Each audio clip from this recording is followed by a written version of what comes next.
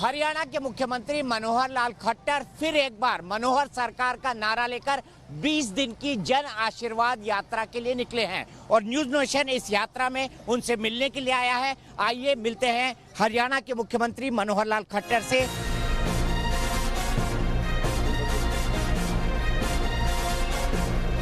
खट्टर साहब, मैं 5 साल पहले का दिन याद कर रहा हूं जब आप मुख्यमंत्री बने थे और लोग ये सोचते थे कि खट्टर साहब तो वो हरियाणा के मुख्यमंत्री के तौर पर लर्निंग लाइसेंस लेकर आए हैं, लेकिन अब तो ऐसा लग रहा है 5 साल बाद आपने पूरे आरटीओ खोल लिया है। दीपक जी, ठीक आपने, जब मैंने शुरू में ये मुख्यमंत्री का दायित्व संभाला तो लोगों ने बहुत तरह के मजाक करने शुरू किए, बहुत तरह के जिसको कहना चाहिए कि ऐसी चर्चाएं करने शुरू की तो सीखे हुए नहीं हैं, ये तो अनएक्सपीरियंस्ड है, गवर्नेंस का अनुभव नहीं है। और यहाँ तक कहने लगे ये तो बड़ा अनाड़ी है, ये सरकार पता नहीं कितने दिन चलेगी, साल चलेगी, 6 महीने चलेगी, 2 साल चलेगी। हर प्रकार की चर्चाएं लोगों ने करनी शुरू की। हम अपने धैर्य से, क्योंकि हमें इन बातों की चिंता नहीं थी, क्योंकि पॉलिटिकल कल्चर ऐसा है यहाँ, एक दूसरे को आक्षेप करना, जुमले लगा, एक दूसरे के बारे में बोलना, ये कल्चर यहाँ सब था। हम चूँकि जनता की सेवा करने का संकल्प लेकर आए थे, पहले दिन से ही ये हमने तय किया कि जनता की जो समस्याएं हैं उनको हम कैसे हल करेंगे। बहुत सी चीज़ों के तो गड्ढे पिछली सरकारों ने छोड़े हुए थे, वो हमको भरने थे। कुछ चीज़ें ऐसी थी जो पिछली सरकारों के कल्चर में थी ही नहीं, उनको हमको चालू करना था। हमने बराबर सहज गति से लो प्रोफाइल रह करके अपने काम करने शुरू किए। और यहाँ तक आप जैसे मित्रों ने, मीडिया के लोगों ने कहा, अब आप काम तो करने लग गए हो लेकिन आप बताते नहीं हो, बताओगे तब तो जनता के पास जाएगा। मेरा कहना ये था कि बताने से के जनता के पास जाएगा ऐसा नहीं है। हम जो कर रहे हैं इसका लाभ जब जनता को सीधा पहुँचेगा तो हमारी बजाय जनता बताएगी ना, तो जब जनता बताएगी उसके बाद अपने आप सब ठीक हो जाएगा।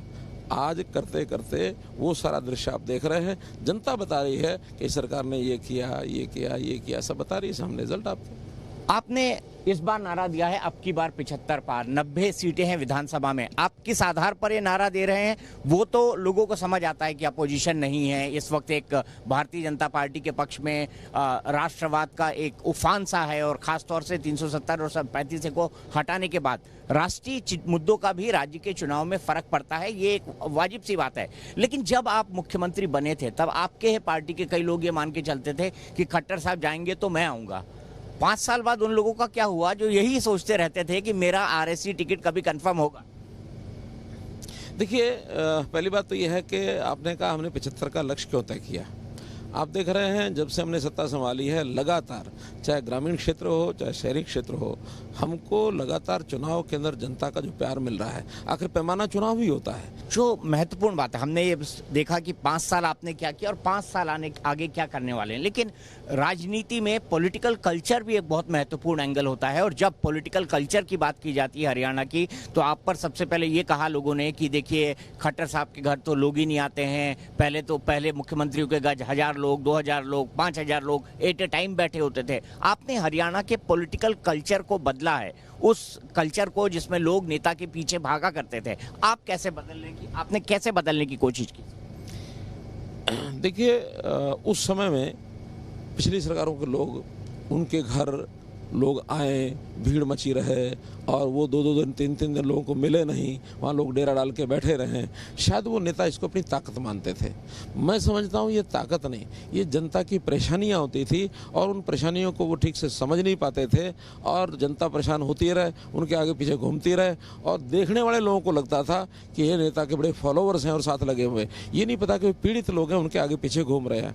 हम अपनी ताकत मानते हैं कि हमारे हरियाणा के लोग अपने घर बैठे किस प्रकार से सरकार की योजनाओं का लाभ उठा सकते हैं और अपनी समस्याओं का हल घर बैठे कैसे करा सकते हैं, ये वास्तव में ताकत है। हमने उस सारे सिस्टम को बदला। हमने कहा कि आपको हमारे यहाँ आने की आवश्यकता नहीं है। हमने सबसे पहले उसमें सीएम विंडो खोली। सीएम विंडो के बाद लोगों को ये कहा कि आप बजाय किसी मंत्री के, मुख्यमंत्री के उसके आगे पीछे दौड़ो आओ जाओ, इसकी बजाय आप आसानी से अपनी एप्लीकेशन टाइप कराओ और हर जिला केंद्र पर या बाकी स्थानों पर जहां आपको सीएम विंडो दिखता है वहां जाकर के आप दे दो। विदिन 30 डेज आपका अगर काम होने वाला है तो घर बैठे हो जाएगा, आपको आने की आवश्यकता नहीं है। खट्टर साहब, 5 साल पहले आपने भी कई वादे किए थे कि जिन लोगों ने भ्रष्टाचार किया है उनके खिलाफ कड़ी कार्रवाई होगी।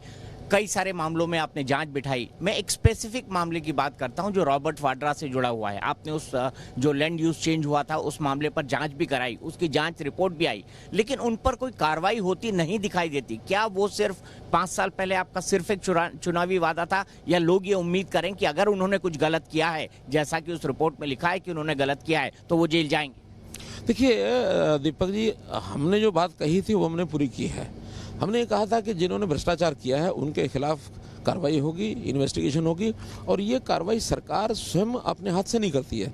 हम तो जो एजेंसीज, इंडिपेंडेंट एजेंसीज हैं, उनको सारा मटेरियल उपलब्ध कराते हैं। तो इंडिपेंडेंट एजेंसीज में कोर्ट्स हैं, हाई कोर्ट है, सुप्रीम कोर्ट है, सीबीआई है।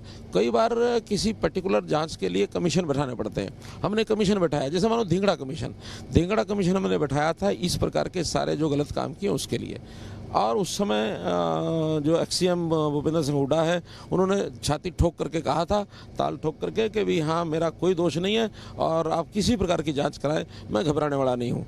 जब वो जांच हो करके रिपोर्ट पेश होने वाली थी, धिंगड़ा कमीशन ने रिपोर्ट देनी थी, उन्होंने अपने प्रेतनों के द्वारा सीधे कोर्ट में जा करके एक बहाना लेकर के कि नहीं ये जो कमीशन का गठन हुआ है यही गलत हुआ है, और उस रिपोर्ट को प्रकाशित होने से हाई कोर्ट से स्टे लगवा दिया।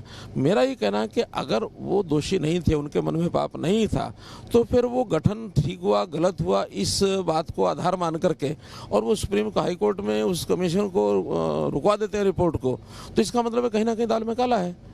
आखिर तो कमीशन गठन हुआ, पहले भी इस प्रकार के कमीशन गठित होते रहे, उनकी सरकारों ने भी किए, हमने और भी किए, सबकी रिपोर्ट आई है। आज धिंगड़ा कमीशन की रिपोर्ट को हाई कोर्ट में स्टे लिया गया, तो क्यों लिया गया कपिल सिब्बल के द्वारा बुला करके? भाई अगर आप निर्दोष हैं, आपने कोई गलती नहीं की है, तो आप उस रिपोर्ट को आने दें। रॉबर्ट वाड्रा के लैंड यूज चेंज मामले में प्राइमा फेसी ये लग रहा था कि उन्होंने कोई गलती की है, ऐसा दिखाई दे रहा था, प्रतीत हो रहा था। आपने जांच की भी बात कही, कमीशन की भी बात आई, लेकिन ऐसा क्या हुआ कि 5 साल में सरकार उन पर एक सॉलिड एक्शन नहीं ले सकी, ये जानते हुए भी कि वहां पर शायद कुछ गलत हुआ? नहीं, हमने उसमें कोई कार्रवाई करनी थी ऐसा नहीं है। वही केस सुप्रीम कोर्ट में था और उसके बाद वो सीबीआई को गया हुआ। सीबीआई आज उसकी जांच कर रही है।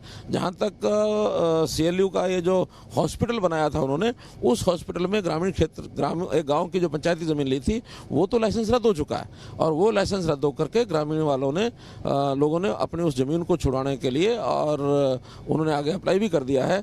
लेकिन अभी चूंकि केस सुप्रीम कोर्ट के या सीबीआई के माध्यम से उसकी इन्वेस्टिगेशन चल रही है, और सब जुडिस होने के कारण से हम इस प्रकार का सरकार अपने आप में कोई एक्शन नहीं ले सकती है। लेकिन ये चीज़ें अंतोगत्वा आगे पीछे सब आनी है। आज आखिर देश भर में अब जो कल्प्रेट थे, जिन्होंने दोष किए थे, वो सब लोग सामने आ रहे हैं। सीबीआई चिदम्बरम जैसे व्यक्ति को पकड़ करके जब उनसे पूछताछ कर सकती है, और कुलदीप बिश्नोई के केस पर इनकम टैक्स उनके होटल को सील कर सकती है, तो ये केस है कि एजेएल की जो बिल्डिंग है पंचकुला में, वो एक प्रकार से जब्त कर ली गई है, और अब जो इंडस्ट्रियल प्लॉट्स हैं उनके केस पर सीबीआई लगातार भूपेंद्र सिंह हुड्डा और इन लोगों से पूछताछ कर रहे हैं। ये सारी चीज़ें चल रही हैं। इन चलने के बाद हमें कोई उनको आज ही सजा मिलनी चाहिए सरकार की ओर से, हम इस प्रकार का कोई विषय नहीं करेंगे। एजेंसीज इंडिपेंडेंटली सारी चीज़ की कार्रवाई करें, और जो कार्रवाई होगी उसके हिसाब से लोगों के सामने आएगी। हरियाणा क्या पूरे देश में जाति की राजनीति की असलियत है? जब आप मुख्यमंत्री बने थे तो लोग ये कहते थे कि नॉन जाट लीडर है, हरियाणा जैसे जहां पर जाट सबसे प्रोमिनेंट जाति है, कैसे सरवाइव करेगा? क्या आपको लगता है कि हरियाणा से ये जाट पॉलिटिक्स या जाट डोमिनेंस की पॉलिटिक्स लगभग पूरी तरह से खत्म हो चुकी है? देखिए, ये कल्चर रहा है, हरियाणा का ज़्यादा रहा है, बाकी प्रदेशों में भी, उत्तर प्रदेश, बिहार, इनमें भी जातिगत पॉलिटिक्स चलती रही है। लेकिन लोकतंत्र में जातिगत पॉलिटिक्स ये जनता के हित में नहीं है। क्या जाट डोमिनेंस की पॉलिटिक्स हरियाणा से मोटे तौर पे खत्म हो? मैं कह रहा हूँ डोमिनेंस किसी का भी जाति के हिसाब से ये गलत है, और अब आगे नहीं होगा। चाहे वो जाट का है चाहे नॉन जाट का, किसी का भी डोमिनेंस ये नहीं चलेगा। यहाँ पर हरियाणा में दूसरी समस्या थी परिवारवाद की पॉलिटिक्स। यहाँ भजन लाल का परिवार था, हुड्डा साहब का परिवार है, भजन लाल जी का परिवार है, इसके अलावा बंसी लाल जी का परिवार भी रहा, इसके अलावा चौटाला जी का परिवार रहा। क्या इस परिवारवाद की पॉलिटिक्स को हरियाणा की जनता ने अब नकार दिया है? कम से कम 2014 के चुनाव देखने के बाद, लोकसभा विधानसभा 2019 के चुनाव देखने के बाद, और अब इस चुनाव के सामने आने के बाद। देखिए, हरियाणा में तो ये अब समाप्त है।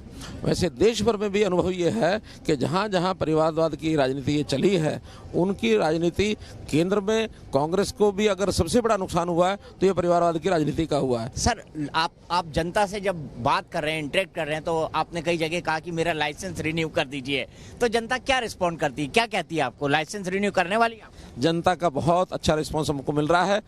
लगातार आज हमारा ये 9वां दिन है यात्रा का, कालका से लेकर यहाँ तक।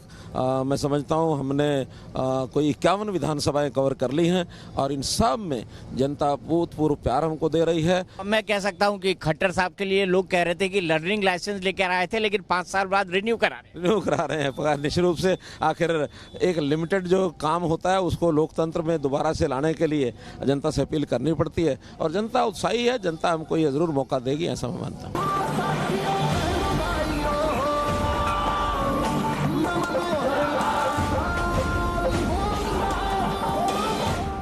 अपनी जन आशीर्वाद यात्रा के रथ पर इस वक्त खुद मनोहर लाल खट्टर जी हमारे साथ हैं। मैं आपसे ये जानना चाहता हूँ, 370 और 35 से इनका हटना देश के लिए वाकई एक बहुत बड़ा और क्रांतिकारी कदम है। आप कैसे देखते हैं और आपको क्या लगता है हरियाणा चुनाव पे इसका क्या इम्पैक्ट पड़े?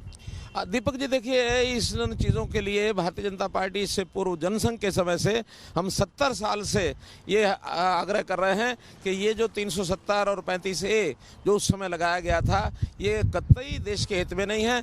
देश की कश्मीर के साथ जो एक अखंडता का एक प्रभाव बनना चाहिए, उसके अंदर बहुत बड़ी बाधा है।